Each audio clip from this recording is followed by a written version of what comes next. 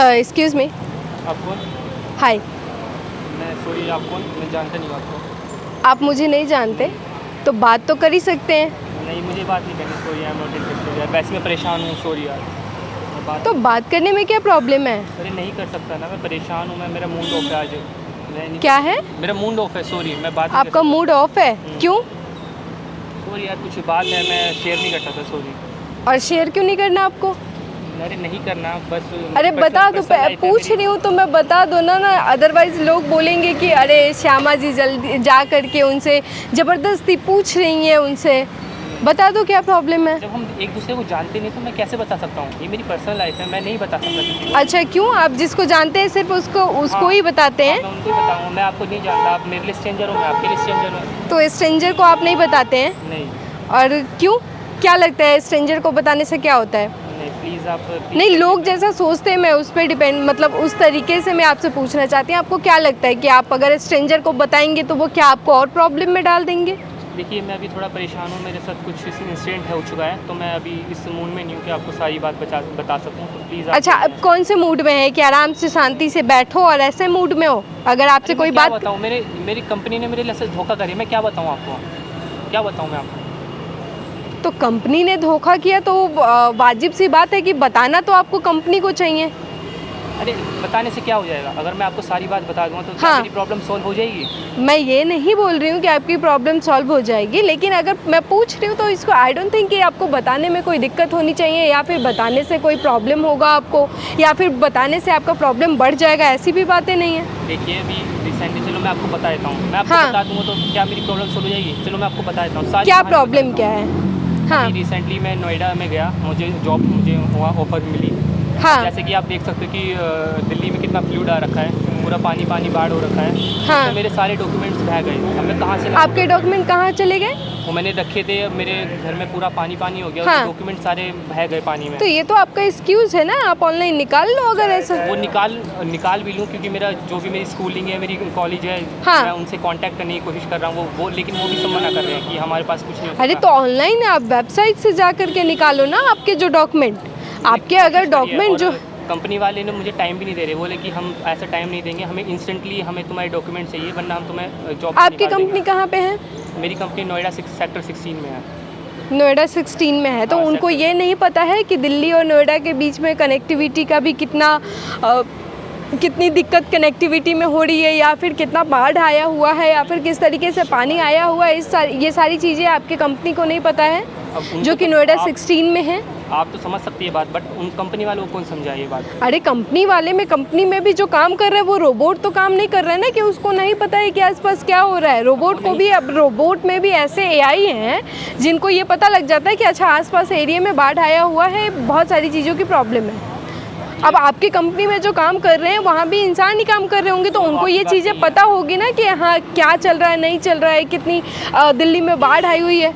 तो आपके डॉक्यूमेंट आपके घर में थे?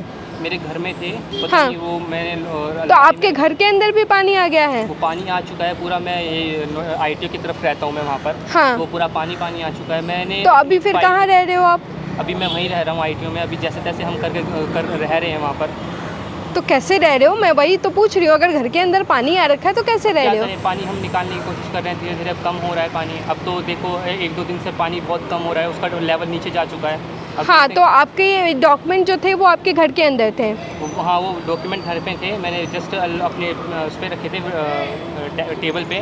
वो टेबल से किसी बच्चे का हाथ गिर गया, लग गया होगा, तो वो सारे निकल के वो पानी में बह गए। अब बताओ मैं क्या करूँ? और सारे डॉक्यूमेंट आपके पानी के साथ बह गए? हाँ जी। तो आप क्यों नहीं अपनी कंपनी को बोलते हो कि वो आपको थोड़ा सा वक्त दे, कि आप अपने टाइम के हिसाब से आप अपने डॉक्यूमेंट प्रिपेयर करके फिर आप उनको दोगे? कंपनी को मैंने बहुत समझाया। जैसे अगर आप समझ गए तो कंपनी नहीं समझ रही, इसमें मैं क्या गलती? मैंने बहुत समझाया कि मैं आपको डॉक्यूमेंट्स दे दूँगा, लेकिन नहीं, उनको तो ज़िद लगी हुई है कि हमें इंस्टेंटली आपके डॉक्यूमेंट चाहिए। अगर नहीं मिले तो हम तुम्हें तो जॉब आप से उनको निकाल बोलो कि एक काम करो कि डॉक्यूमेंट हमारे घर के अंदर है, जाके निकाल के लेके आ जाओ पानी के अंदर। आप उनको ये क्यों नहीं बता रहे हो कि गवर्नमेंट ने मना कर रखा है कि जहाँ पे पानी है, या फिर जहाँ पे आपके घर के अंदर अगर पानी है तो वहाँ नहीं रहना है, तो मैं कैसे जा कर के निकाल के लाऊँ, मैं अनेबल कि मैं वहाँ से निकाल के ले आऊँ? ये सारी बातें आपने कंपनी को क्यों नहीं बताया? मैंने सब कुछ उनको सारा क्लैरिफिकेशन करा था, पूरा एकदम A to Z उनको सब कुछ बताया था, लेकिन वो हाँ। समझने को तैयार नहीं है। तो क्या बताऊँ, एक मेरा HR है, HR भी समझने को तैयार नहीं है। HR क्या कह रहा है? HR को सारी बात बताई, उन्होंने बोला नहीं यहाँ पर ऐसा कुछ नहीं होता, हमें बस डॉक्यूमेंट चाहिए, डॉक्यूमेंट से मतलब है तभी हम आपको जॉब देंगे, वरना हम आपको निकाल देंगे। उन्होंने मुझे टाइम भी नहीं दिया 1-2 दिन का।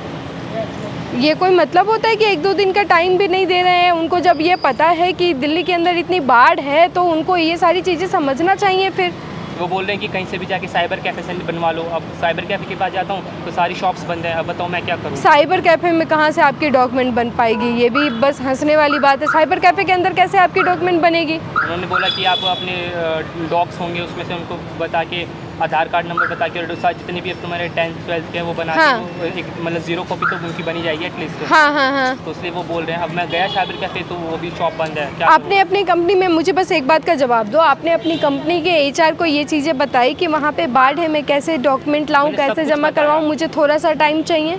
मैंने उनको सब कुछ बताया, A to हाँ। Z सारी कहानी बताई है। वो समझने को रेडी ही नहीं है, तो मैं क्या करूँ। क्या कह रहे हैं वो? वो कह रहे हैं हमें आपकी बात नहीं सुननी, बस हमें डॉक्यूमेंट्स दे दो और आपकी फिर हम जॉब देंगे। अगर आपने जल्द से जल्द डॉक्यूमेंट जमा नहीं करवाए तो हम आपको निकाल भी सकते हैं। अब बताओ मैं क्या करूँ। तो आप इस वजह से परेशान होकर बैठे हो? हाँ जी। इस वजह से आप मेरे पे गुस्सा हो रहे थे, तो इससे आपका क्या फ़ायदा होगा? मैं गुस्सा नहीं हूँ, बट थोड़ा सा बस गुस्सा तो हो ना, आप इस तरीके से बात कर रहे थे। मैं गुस्सा नहीं हूँ, एक्चुअली मेरा थोड़ा मूड ऑफ है और मेरा अभी लिटरली किसी से बात करने का मन नहीं कर रहा।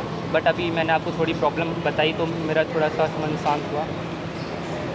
ओके ठीक है, मैं आपको ना एक चीज़ें आपको बता रही हूँ, एक सजेशन आपको दे रही हूँ कि अगर आप जिस कंपनी में भी, जिस तरीके की कंपनी ना, वैसे पॉलिसी नहीं होती कि कोई भी कंपनी इस तरीके से करे किसी के भी साथ कि आप अभी के अभी डॉक्यूमेंट जमा करवाओ तभी आपका जो भी चीज़ें है कि आपको जॉब मिलेगी, अदरवाइज़ आपको 1-2 दिन का टाइम नहीं मिलेगा। ऐसी किसी भी कंपनी का पॉलिसी नहीं होना चाहिए, चाहे वो प्राइवेट हो चाहे वो गवर्नमेंट हो।